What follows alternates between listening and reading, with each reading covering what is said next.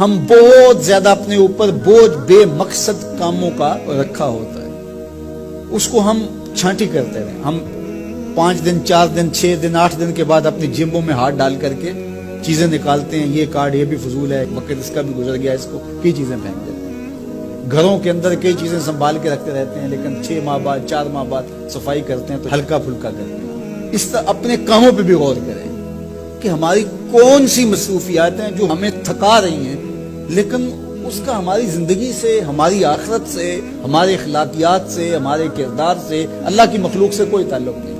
ہم خام خواہ کے تھک رہے ہیں صبح سے لے کر شام تک. تو اپنی زندگی کا جائزہ لیں، اپنے معمولات کا جائزہ لیں، اپنے شب و روز کا جائزہ لیں.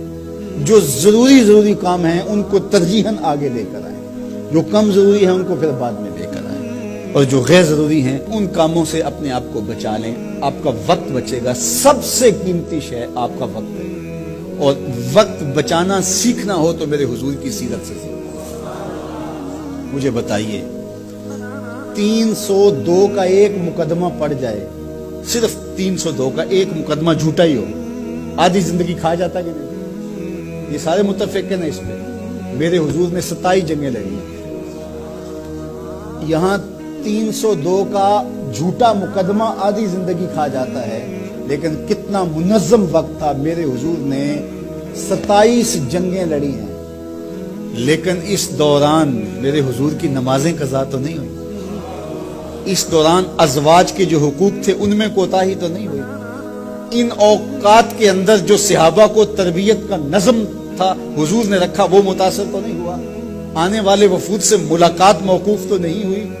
حضور علیہ السلام باقی جو امور زندگی سر انجام دیتے تھے وہ تو متاثر نہیں ہوئے، حتیٰ کہ محبوب کی شب بیداری بھی متاثر نہیں ہوئی. بلکہ میرا رب رب ہو کے کہہ رہا ہے کہ اے چادر اوڑھنے والے محبوب، ساری رات جاگا نہ کر، کبھی سو بھی لیا کر.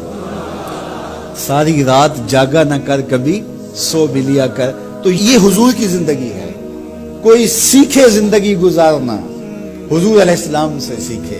وقت کے حوالے سے میں کہتا ہوں شعبے کے ماہرین حضور کی صرف ایک حدیث کو دیکھ لیں.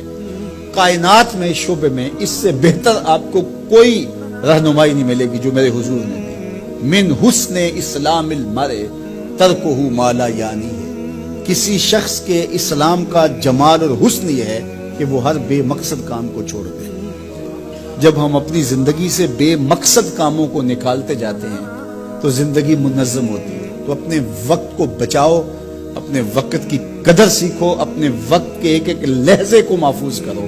سب سے قیمتی سرمایہ جو راس المال ہے آپ کا، وہ آپ کا وقت ہے.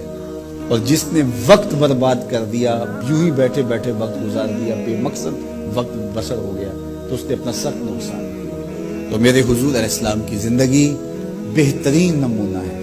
اس کو اسوہ کاملہ نہیں کہا گیا، اگرچہ اسوہ کاملہ بھی ہے، لیکن کہا اسوہ حسنہ. خوبصورت زندگی ہے میرے حضور کی، بہترین نمونہ ہے، خوبصورت نمونہ ہے، حسین نمونہ ہے.